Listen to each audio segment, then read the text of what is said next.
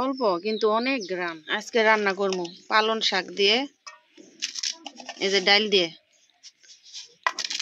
এগুলো রান্না করবো। এটা খেতে উঠাই আনছি, সময়ের অভাবে খেতে উঠাই আনছি, ভিডিও শুট করতে পারিনি আর কি।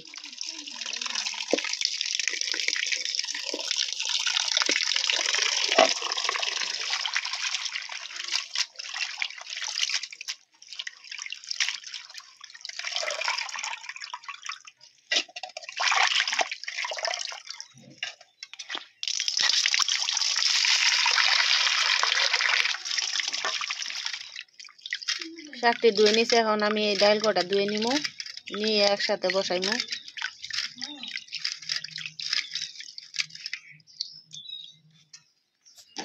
যে 2-3টা ধনিয়ার পাতার গাছ, কিন্তু ঘেরানে তো অল্প কিন্তু অনেক গ্রাম উঠায় আনা হয়েছে।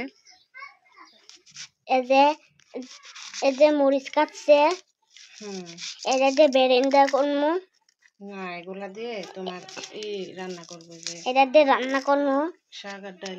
শাক আর ডাল রান্না করবো, তোমার জন্য রান্না করবো। তোমার জন্য রান্না করবো। দেখো আমি তোমার জন্য রান্না করবো আর কি।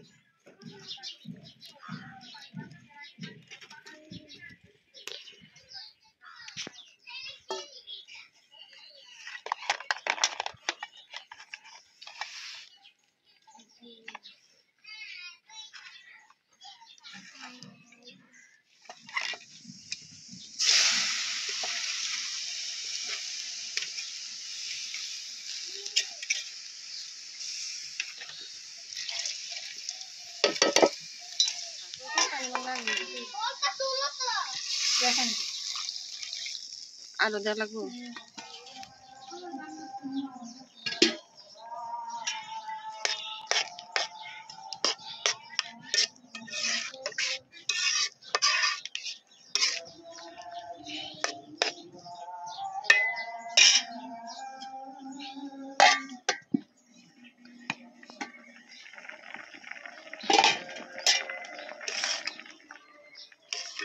সিদ্ধ তো হয়েছে না,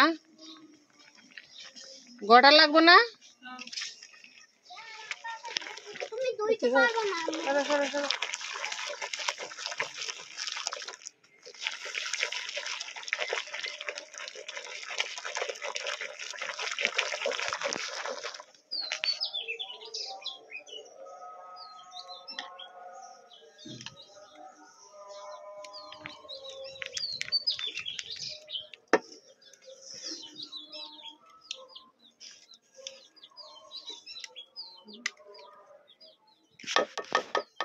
এই ডালটা অনেক উপকারী একটা ডাল। এই ডালটা ডাক্তার খাইতে বলছিল, আবার আমার ফ্যামিলির থেকেও খাইতে বলছিল। ছোট ছেলেটা অনেক অসুস্থ, অনেক শরীর করা, এর জন্য আর কি শাকসবজি খাইতে বলছে। কোনোভাবে শাকসবজি খাওয়াইতে পারি না, কি করবো বলেন, কেমনে খাওয়াবো বাচ্চাদের? মারা কিন্তু চেষ্টা করি বাচ্চারা সুস্থ থাকুক, তার জন্য অনেক ভাবে অনেক আইটেম তৈরি করে তাদের খাওয়ানোর চেষ্টা করি। যারা খাক আর না খাক, কষ্ট করে কিন্তু তৈরি করা হয়। তবুও আমি অনেক কষ্ট করি আমার ছোট ছেলের জন্য, তাই সে অনেক শাক সবজিটা খাইতে চায় না, সবকিছুই খায় কিন্তু শাকটা কোনোভাবে খাওয়াইতে পারি না। তো এই যে ডালটা, এই ডালটা খাইলে তার অনেক শরীরটা কড়াটা ছাইড়ে যায়। মশলা দিলে খায় এই ভাববে যে গ্রিন কালার ডাল কালার বুঝা খায়, কিন্তু এর ভিতরে যে শাক দিছি সে কোনোভাবেই টের পায় না, বুঝতে পারে না যে শাক দিয়ে রান্না করা হয়েছে। তো সেও মজা করে খায়, আমিও মানে মজা করে রান্না করি। এই যে রান্নাটা শেষ, সুন্দর হয়েছে, মজা হয়েছে। তো ভিডিওটা এই পর্যন্ত, ভালো থাকবেন সবাই।